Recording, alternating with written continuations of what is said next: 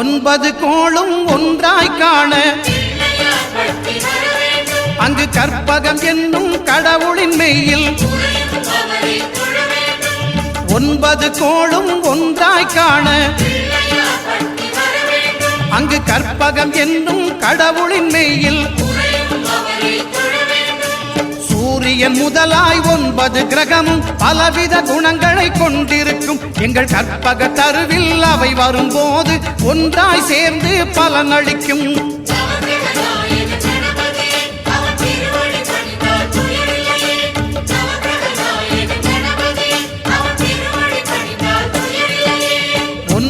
கோளும் ஒன்றாய் காண